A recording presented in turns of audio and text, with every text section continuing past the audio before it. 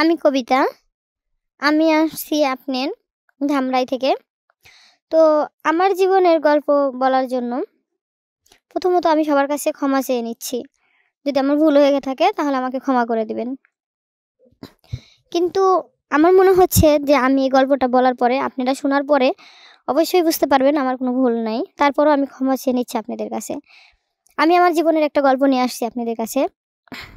যে আমি যখন ক্লাস 6 এ পড়ি তখন আমার বয়স ছিল 14 বছর। তো আমার বাবা-মা অনেক গরিব। গরিব দেখেই এক লোকের কাছে আমাদের এলাকার একজন লোকের কাছে বিয়ে দেয়। সে বিদেশ থেকে আসছে। তার বয়স হইছে 35 বছর। তো আপনারা বুঝতেই পারতেছেন যে আমার বয়স 14 বছর আর আমার হাসব্যান্ডের বয়স হইছে 35 বছর। তো বিয়ের পরে যেই দিন বিয়ের রাত হয় সেই দিন আমি তো কিছু বুঝি না। তো ওই সময়টা আমার মনে হলো কি যে খুব আমি কষ্ট ফিল করলাম যে আমার খুব কষ্ট হচ্ছে। আমার জামাইরে দেইখা মানে আমি হতাশ হয়ে গেলাম যে সে আমার চেয়ে অনেক বড়।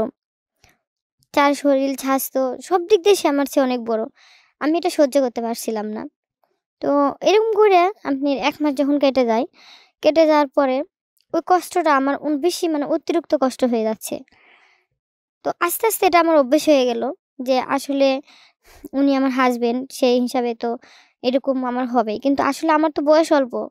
আমি তো এটা বুঝে উঠতে পারতাছি না যে আমার এই বয়সে আমি এত মানে সহ্য করব কিভাবে।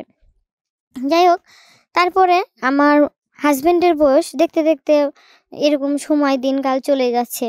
আমার কষ্টর মতো কষ্ট ঠিকই হচ্ছে। যখন আমার হাসব্যান্ডের বয়স ৫৫ বছর হয়ে গেল, তখন আমার বয়স হয়েছে ২৬ বছর। তো আপনারা বুঝতেই পারতেছেন যে আমি ২৬ বছরের একটা মেয়ে, ৫৫ বছরের একটা ছেলের সাথে যদি আমার সংসার হয়, তো আমার মনে চাহিদা কেমন হতে পারে? কারণ একটা মেয়ে সে যতই হোক না কেন ১৮ র পরে কিন্তু সেই মেয়েটার শরীরের চাহিদা অন্যরকম হয়ে যায়।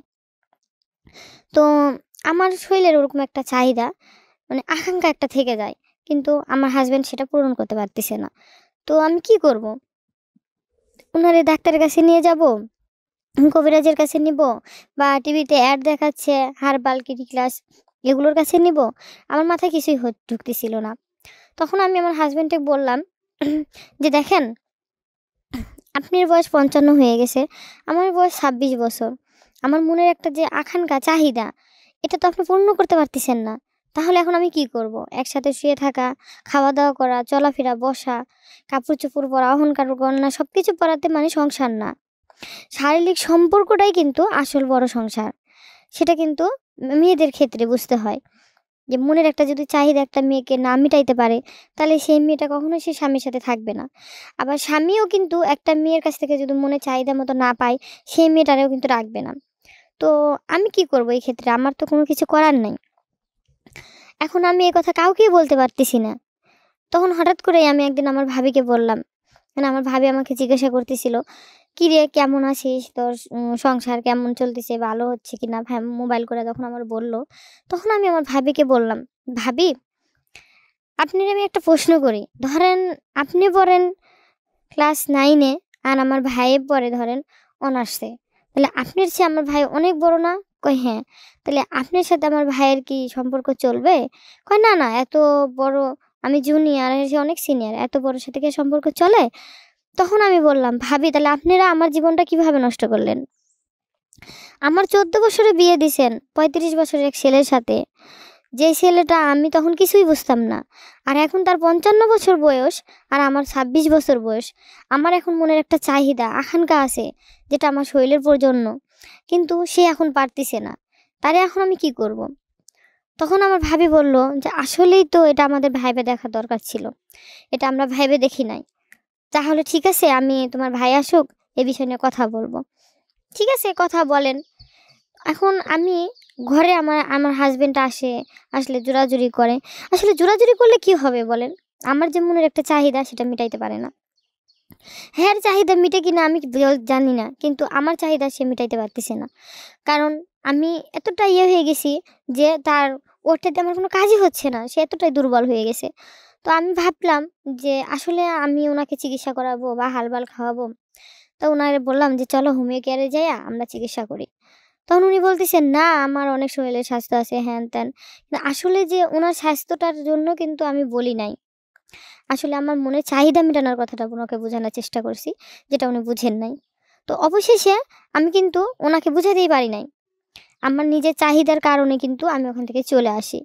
আসার কারণে আমি আমার বাবা-মাকে সবাইকে সবকিছু ভাইঙা-চুরে ভাবিদের যখন বলছি, ভাবিরা তখন ফ্যামিলিকে বলছে। বলার পরে বলল যে, "হ্যাঁ, ঠিক আছে।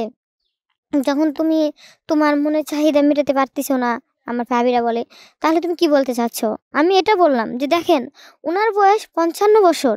আমার বয়স হবে মাত্র ২৬ বছর। আমার সারা জীবন পড়ে রইছে। আর উনার এক জীবন রইছে এখন। এখন আপনারা ভাবেন যে আমি উনার সাথে সংসার করব কি করব না?" তখন আমার ভাবি বলতেছে যে, "না, এটা সম্ভব না।" তো আমি সেই হিসাবে চলে আসলাম।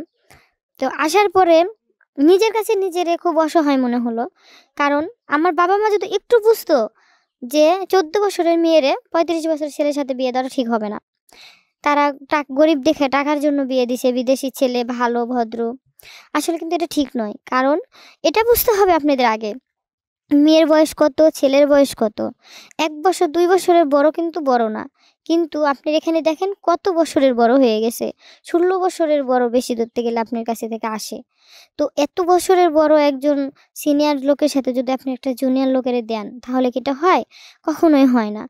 তো আমি দর্শকদের জন্য কিছু বলতে চাচ্ছি, সেটা হচ্ছে যে আমার বাবা-মা ভুল করছে যে বিদেশি ছেলে দেখে বা টাকা পয়সা দেখে যে না, আমি এই জায়গাতে আমার মেয়েকে বিয়ে দিলে সুখে থাকবে, শান্তিতে থাকবে।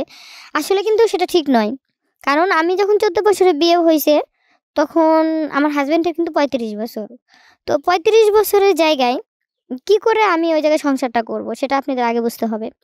আমার বাবা-মা কিন্তু এটা বুঝে নাই। আমার বাবা-মা এটা বুঝছে যে ওই মেয়েটাকে বিয়ে দিলাম, সুখে সংসারে থাকবে, বিদেশি জামাই, টাকা পয়সার অভাব নাই, খাওয়ার অভাব হবে না, কষ্ট হবে না। কারণ কিসের জন্য বলছে? সে গরিব দেখে। কিন্তু আপনারা এরকম ভুল করবেন না। আমার মতো ১৪ বছরের মেয়েকে আপনারা ৩৫-৪০ বছরের ছেলেদের সাথে বিয়ে দিবেন না। কারণ বুঝতেই তো পারতেছেন, যখন তার বয়স ৫৫ হইছে, আমার বয়স ২৬। আমার মনের চাহিদা সে মিটাতে পারে নাই। আর মিটাতে পারি নাই দেখেই কিন্তু আমি ওখান থেকে চলে আসছি। কারণ আমাদের একটা মেয়ে বা একটা ছেলে তার মনের এনজয়, লাইফ চাহিদাটাই, আকাঙ্ক্ষাটাই কিন্তু বেশি। সংসার কিন্তু খালি ভাত, কাপড়, টাকা পয়সা, গয়নাগাটিতে হয় না। তাদের মনের শারীরিক সম্পর্ক চাহিদাটার জন্যই হয়। তাই সবার কাছে আমার অনুরোধ, আপনারা সবাই নিজেদের মতো করে চলবেন, ঠিক আছে চলেন। বাবা-মারা দায়িত্ব মেয়েদের বিয়ে দেওয়া, ছেলেদের বিয়ে দেওয়া। কিন্তু এরকম করে দিয়েন না যে আমার মতো ১৪ বছরের মেয়ে ৩৫ বছরের ছেলের সাথে দিবেন। তাহলে কিন্তু জীবন মানে যতটুকু সুখের হবে, তার চেয়ে বেশি কষ্টের হবে। তাই সবার কাছে আমার রিকোয়েস্ট থাকলো, আপনারা যাই করেন ভাবে চিন্তে করবেন। আর যদিও আমার এই গল্পটা আপনাদের কাছে খারাপ লাগে, তাহলে প্লিজ আমাকে ক্ষমা দৃষ্টিতে দেখবেন। আর সবাই ভালো থাকবেন। আসসালামু আলাইকুম।